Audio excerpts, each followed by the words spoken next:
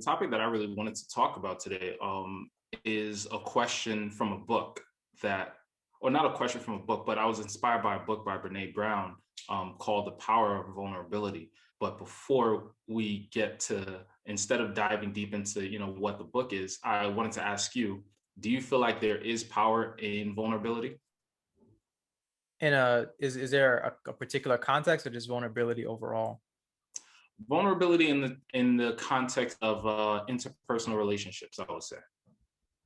Yeah, I think there's a ton of benefits and strength in being vulnerable. I think that a lack of vulnerability, especially when you talk about being a man, it comes from it comes from fear and weakness. Mm, Like because we all grow up, uh, it's basically hammered into us that we are not allowed to be vulnerable, that right. being vulnerable is a sign of weakness. I can remember being a kid and like I was kind of like I was a crier and being told often that that was not okay and that I was soft for crying when it was okay for my female cousins to cry, you know? And it Mm, has this effect on you where like you have this fear of emotion and this fear of vulnerability that you have to overcome, and it impedes you in so many areas of life. It impedes your friendships, it gets in the way of your personal relationships. And for me, that even for a long time, and it's something I'm still working through, it got in the way of my profession, like as an actor, like because that is one of the most important, I guess you could say, tenets of acting, is to be vulnerable, is to, because like the most important thing for me in acting is believability. Like if the audience doesn't believe what you're doing, regardless of what emotion you're trying to bring across, like it fails if they don't believe what you're saying and what you're doing and what you're portraying. So mm. vulnerability is a large part of that. You have to be vulnerable to whatever emotions the scene requires, and if you're not vulnerable to that, then the scene itself does not work. So that's something that I had to unpack. So I guess long story short, I can say that yeah, there is a power in letting go of that fear, in letting go of the, I guess you could say, the shackles of expectation and of masculinity, and being able to let Yeah, go of that and embrace being vulnerable. that's well said, bro. And I really agree.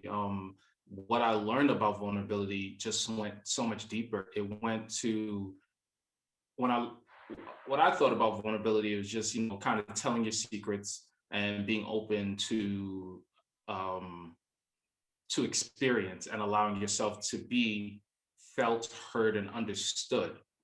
Um, which can be very scary depending on how you grow up and how you're raised. Like you said, as a lot of men are raised, it's like, be tough, be strong, don't show emotion, don't cry. If you're, if you're getting beat up, or if you are being mistreated in some way, either emotionally or physically, suppress it, hold it down, get your revenge in due time, or just hunker down and just try to ignore those feelings because it's weakness and you don't need to address it. But those are the same things that come around as you get older and start plaguing your relationship with your wife, your relationship with your kids, your relationship with your friends, where you don't have the ability or the language to really express yourself and to kind of tell people what's going on with you. I was lucky enough to be raised by a parent a single mom who wanted nothing more than to be close to her children and to have a relationship with her children. So I remember, not wanting to tell her what was wrong, and her just standing there and being very patient and saying, "Soji, I want to know what's wrong." And then eventually me having the courage to confess and to tell her, like, "Hey, yeah, this is what's going on to me, this is what I've been dealing with," and her having the understanding to really listen to me and hear me. And so for the longest, I think I was okay with being vulnerable. I was raised in a sense where I could freely express myself in that way. but I know a lot of men who really don't get that opportunity. Being a guy sometimes is hard, especially when you're around the boys. When you have your one-on-ones, it's easy, but when you get into a group of guys and we're all just got that ego thing and we're all just like, chomping at each other's heels, trying to cut each other, trying to make fun of each other, roasting each other and all of that. And it makes it really hard to, be like, hey guys, like X, Y, and Z is going on, because you know that they're going to make fun of you. You know that they're going to laugh at you because of that. And it makes it's a challenge to maintain Right. that vulnerability. And it gets frustrating when that rears its ugly head in your relationships and you get defensive and all these things happen. But ultimately, there is power in vulnerability. There's power in being able to express how you truly feel to your loved ones, to give people the roses that they need, to give yourself the healing that you need a lot of times, where you say to your friends or your loved one or your girl, like, hey, this is what's going on with me. I've had these issues. Can you please just hear me and be there for me in my time of need, in my Mhm. time of, needing my thoughts and desires to be expressed and for it to be understood.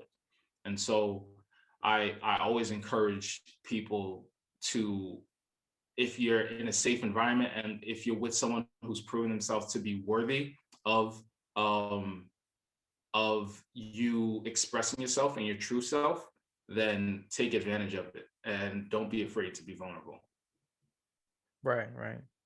Yeah, of course. There's so much power in it, and like, as men that are in committed relationships, there's so much you have to unlearn, Yes. like being with another person. And it helps, like you were talking about your boys, like, and I guess this goes to all the boys around the country, like it is difficult to have those kinds of conversations, but a lot of men, and of course women, face being with partners that are closed off themselves, that like, where there are men that feel like they're in partnerships where they can't open up to their partner in, Mm, and a lot of it's justified because they have a partner that almost subscribes to that level of toxic masculinity, and they can't open up to them. So to have a partner that is open to that kind of stuff, you have to challenge yourself to actually be able to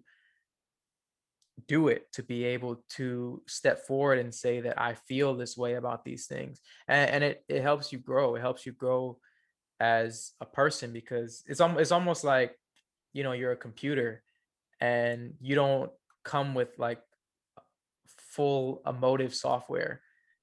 you yeah. know and like you need somebody to help you, like, download all of that, because Yeah. it's tough, but once you do, it's amazing. And I see it in so many areas of my life, like, I guess to get personal, I remember after my grandmother passed away in December 2019, like, I noticed all of a sudden that everyone in my family started saying that they love each other more, Mm, because like you touched on earlier, like, you don't get that kind of time back. Like, so with my parents, like growing up, like, I always knew that they love me. Like, there was never any question that they love me, but it was never something that we said like often.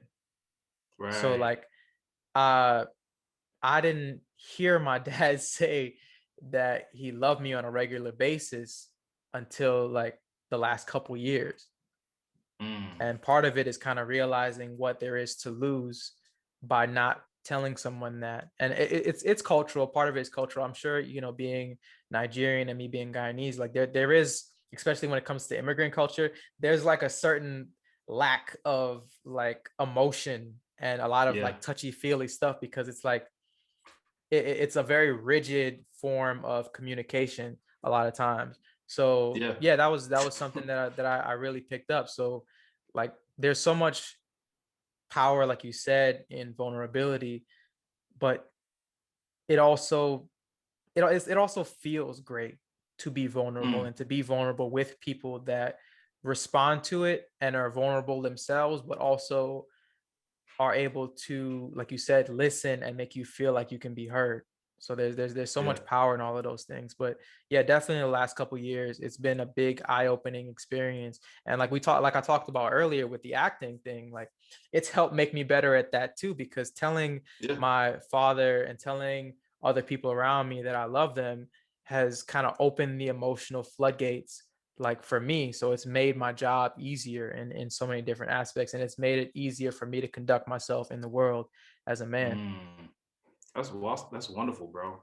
I feel like I've taken vulnerability for granted my whole life because I my mom always made it a point to say I love you.